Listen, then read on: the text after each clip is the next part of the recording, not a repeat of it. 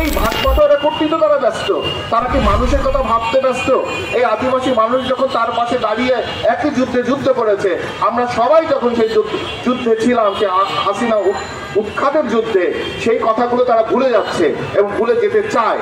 কারণ তারা একটা নতুন খাওয়া দাওয়া এবং খাইদাই করার পার্টিতে পরিণত হচ্ছে এবং তারাও সেই পুরনো রক্তের গন্ধ পেয়ে গেছে হায়নার মতো। এবং সেইখানে দারুণ দারুণ সব মানে রক্তমাখা ল্যাম্বরগিনি তো নাই আমাদের দেশে, কিন্তু ল্যান্ড রোভার আছে, তারপর পাজেরো আছে। সেই দারুণ দারুণ মজার এবং আরামের শীতাতপ নিয়ন্ত্রিত যে আনন্দ, সে আনন্দ পেয়ে বসেছে এবং আনন্দের কারণে তারা এখন যে কাউকে পিটিয়ে দিতে চায় আগের মতোই। কিন্তু তারা ভুলে গেছে যে এইভাবে পিটিয়ে দিয়ে কোনো কিছু হয় না।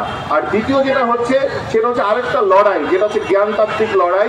হঠাৎ করে দেখবেন যে বিদেশ থেকে কিছু লোক এসে ভ্যান স্যান্ডেলকে উদ্ধৃতি দিয়ে কিছু কথাবার্তা বলার চেষ্টা করছে এবং একটা সূত্রকে, একটা ঐতিহাসিক সূত্রকে অন্য জায়গায় দিয়ে সেইটাকে প্রমাণ করার চেষ্টা করছে এবং সেইটা ব্যাপকভাবে ফেসবুকে একটা পার্টিকুলার গ্রুপ ভাইরাল করছে।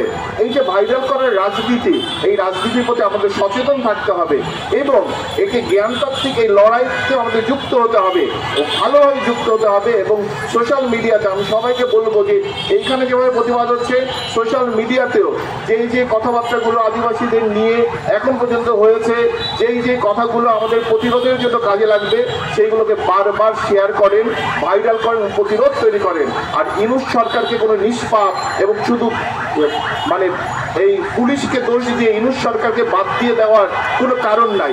ইউনূস সাহেব নিজে দায়ী এবং ইউনূস সাহেব হচ্ছে আমার মতে আজকের সময় নতুন শেখ হাসিনা। আমরা এই শেখ হাসিনার প্রতিবাদ আজকে থেকেই করতে শুরু করা উচিত বলে আমি মনে করি।